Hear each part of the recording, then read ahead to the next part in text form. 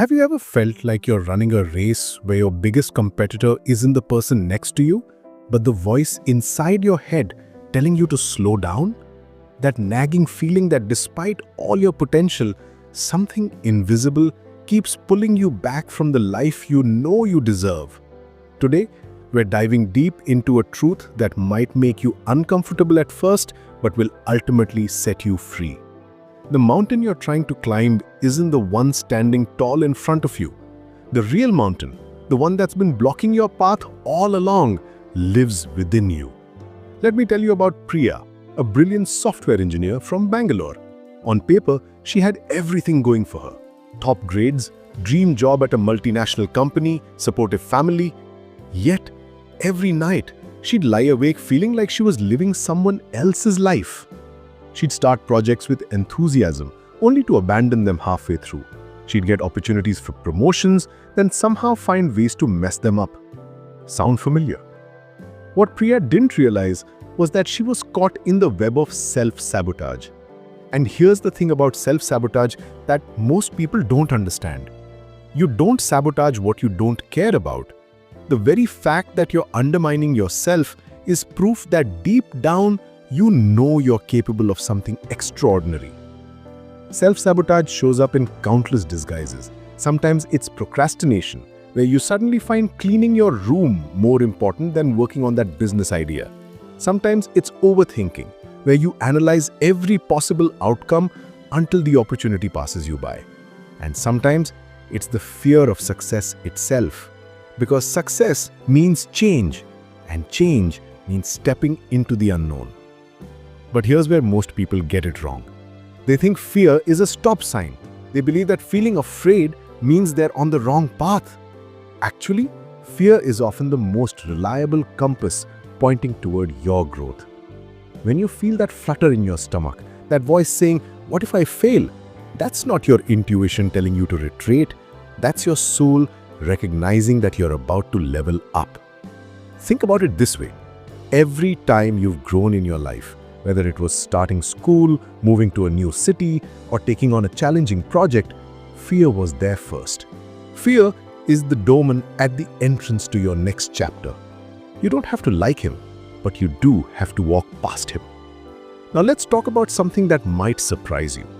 The emotions you've been trying to avoid, the ones you've been pushing down and pretending don't exist, they're actually running your life from the shadows. When we suppress our emotions, thinking we are being strong or practical, we're actually handing over the remote control of our lives to our unconscious mind. Emotional intelligence isn't about being happy all the time or never feeling negative emotions.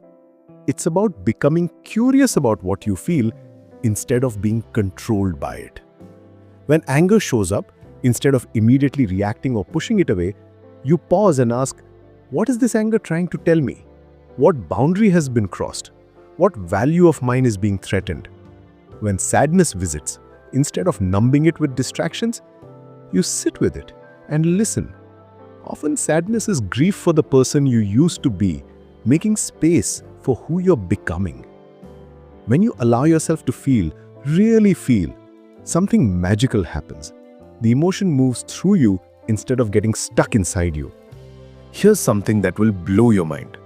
Your daily habits aren't just random behaviors you've picked up over time. They're a direct reflection of who you believe you are. If you see yourself as someone who's always late, you'll find ways to be late even when you have plenty of time. If you believe you're someone who gives up easily, you'll unconsciously create situations that prove this belief right. This is why willpower alone never works for lasting change. You can force yourself to wake up early for a few days, but if your identity is still, "I'm not a morning person," you'll eventually snap back to your old patterns. The secret to changing your habits is changing your identity first. Instead of saying, "I want to exercise more," you start saying, "I am someone who takes care of their body." Instead of, "I should read more books," you declare, "I am a learner, someone who feeds their mind daily." When your habits align with your identity, they stop feeling like work and start feeling like who you are. But sometimes our patterns run deeper than just habits. Sometimes they're rooted in survival mechanisms we developed to protect ourselves from past pain. Maybe you learned to stay small because being visible felt dangerous. Maybe you learned to please everyone because conflict felt threatening. Maybe you learned to expect disappointment because hope felt too risky.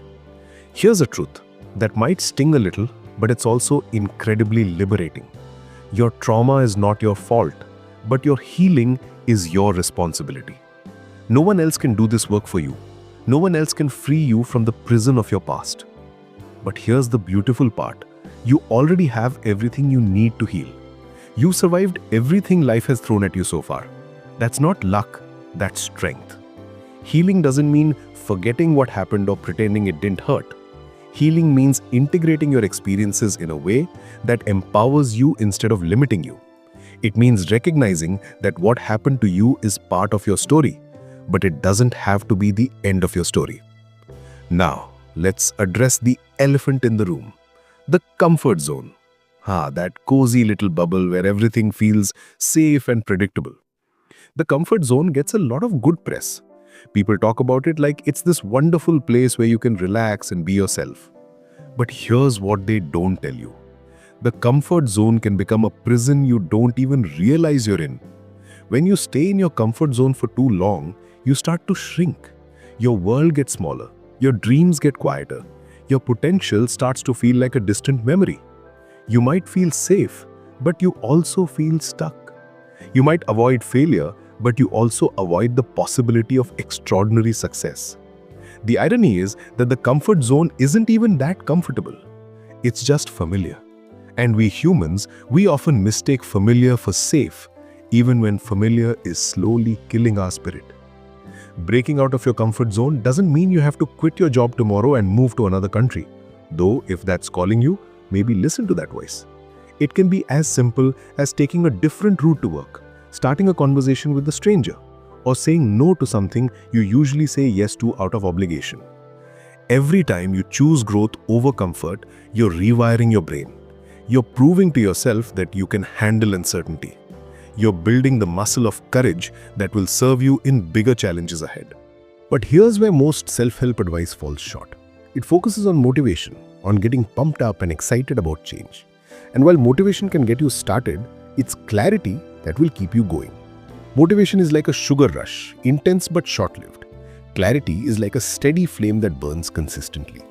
When you're clear about who you want to become, when you can see that future version of yourself so vividly that it feels real, you don't need to rely on feeling motivated every day. You make decisions based on alignment, not emotion. You ask yourself, what would the person I am becoming do in this situation? And then you do that. This clarity comes from spending time with yourself, really getting to know who you are beneath all the roles you play and expectations you carry. It comes from asking yourself the hard questions. What do you actually want? Not what you think you should want. What lights you up from the inside out?